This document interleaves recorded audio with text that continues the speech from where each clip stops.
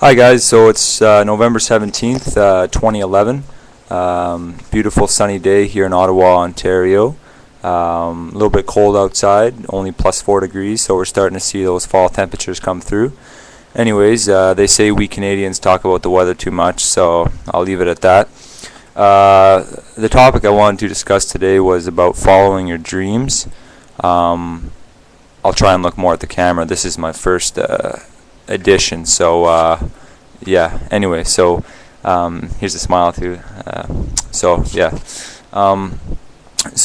For this first video log, I wanted to talk about following your dreams. I think that's really important. I think life is just too freaking short to listen to all the haters. I watched this one video yesterday on YouTube, and this young woman was talking about how her family told her, how are you going to make a living doing this, and what a silly dream, go to school, follow sort of the path of conformity.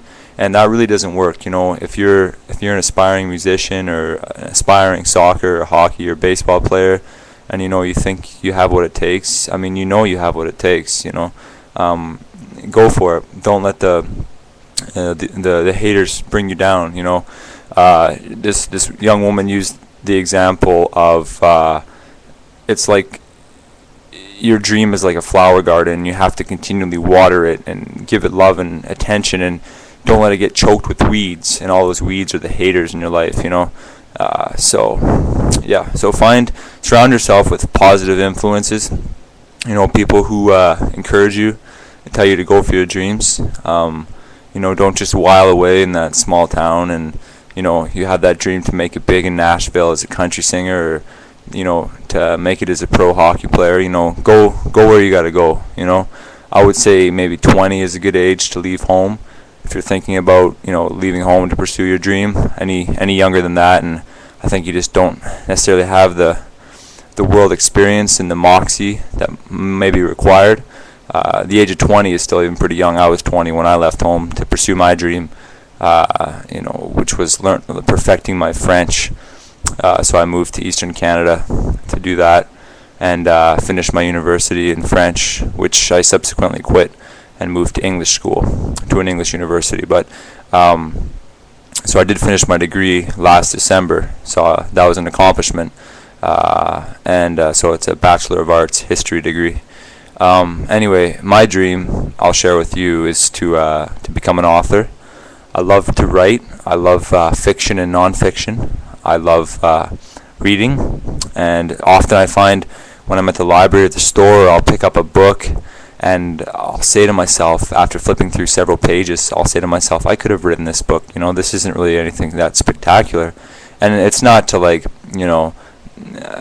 take away from the author's work, but it's just to show that I or you have the same talent, the same ability. You just gotta hone it a little bit. So whereas my writing skills might not be quite as refined as an author like Stephen King, after 10 years of continually writing, I think there will be. So when I was saying about watering that flower garden, that is your dream, let me say that that involves practicing every day. So if you want to be a singer, set a reasonable amount of time for yourself each day, in between whatever other responsibilities you have, to practice singing. So say 30 to 60 minutes to start, and if you find that you have more time than that, go an hour and a half, 2 hours a day.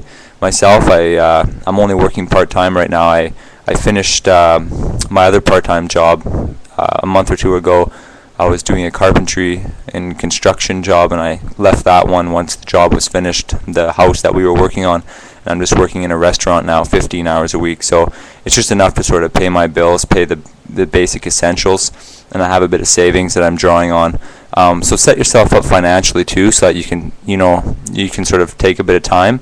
I find working more than 20 hours a week, it sort of kills your creative spirit. You're too busy and too stressed out to sort of sit down and songwrite or write or whatever you have to do. I was just speaking with a woman out in the parking lot while I was out for my morning walk, one of our neighbors in the building, and she said the same thing. She expressed my sentiments. She said, if you work 40 hours a week, 50 hours a week, by the time you get home, all you have time for is laundry and cooking, and you just want to watch TV, and so you're totally zonked.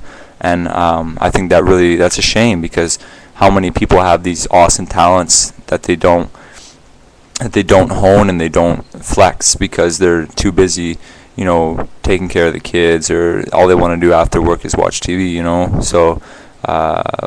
so try and set it up so that you have some money set aside and work part-time, say 15-20 hours a week, and then just trying to live a life where you don't have to, where it's not too expensive, and you can sort of stretch your money out for a few months, and that will give you the time to sort of really sit down and focus on your creative projects, be it songwriting or working on your puck handling skills, or whatever dream you have, painting. I read this fantastic book by an author named Craig Thompson. It's called Blankets. I actually have it right here. This book here is a really incredible book if you can get a hold of it. My cousin lent it to me, and I'm not big on graphic novels. It is a graphic novel. I'll show you inside here. So I was never big on graphic novels, and I'm still not, but this book was just incredible. And this guy's only like 32 or something, and I think he published this book in like 2004, and it just got rave reviews. On the back here, he's got write-ups from the Time, the New York Times Book Review, Publishers Weekly, Entertainment Weekly, and it's just a book about his life and growing up in rural Wisconsin. And it just and then in the back it says, to pay his bills, he works as an illustrator for like DC Comics and stuff. So he pays his bills, working sort of and doing what he loves too. He's lucky that way. But some of us, like I work in a restaurant, wash dishes and cook, which I like, but it's not what I want to be. It's not my passion in life, but I do that, and then when I'm at home, I have my time to do my creative stuff, So I'm working on a book right now.